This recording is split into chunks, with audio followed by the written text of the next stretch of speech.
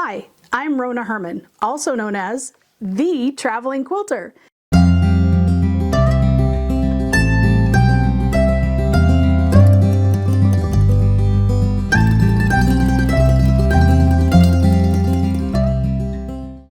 During the wintertime, I don't do as much traveling, so each year I try to challenge myself to do something I've never done before. This year, I decided that I have never actually made a quilt using all pre-cuts or using mini charm packs. These, if you don't know, the mini charm packs or the mini packs, they are 2.5 by 2.5 inch squares, and there's usually 42 of them, kind of like a standard charm that's 5 inches by 5 inches or a jelly roll. They usually contain the entire collection of whatever fabrics there are. So this summer, when I was at a retreat in North Carolina, I found this amazing iris collection. I think it's wild iris that I fell in love with and had to have the entire thing. So I bought out the fabrics they had left. They had 2 jelly rolls, which of course I bought. And then they had the mini charm, or they had the charm packs, and they had some minis. And I realized after I wrote up this fun little pattern that I didn't have enough mini charms. So I ordered some extra ones that they match the collection, so they should work. But you can use any fabrics you want. So let's go over real quick what you need to do this quilt. First things first, you're going to go to ronatheribbeter.com and you're going to download this fabrics requirement cover sheet.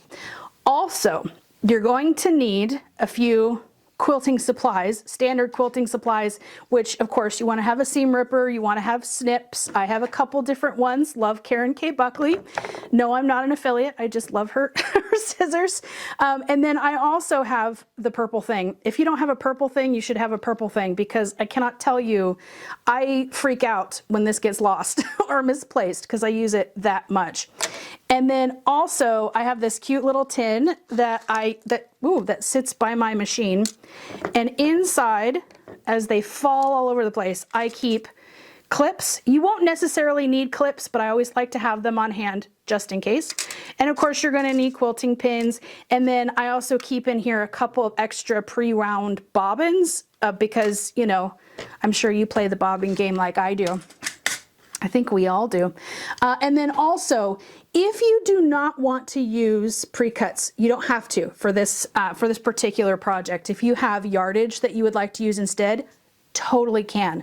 So if you are using yardage, you're gonna need, what is this, 6.5 by 24 ruler to cut your strips, or if you have a stripology, you can use that too, obviously, because you are gonna need 2.5 inch strips. And then I also always keep these rulers on hand for trimming your blocks as we go, measuring things. Probably 90% of all the quilts I make, I use these square rulers. I have this one, I have the 6.5, I have the 8.5, and then I have a 12.5 as well.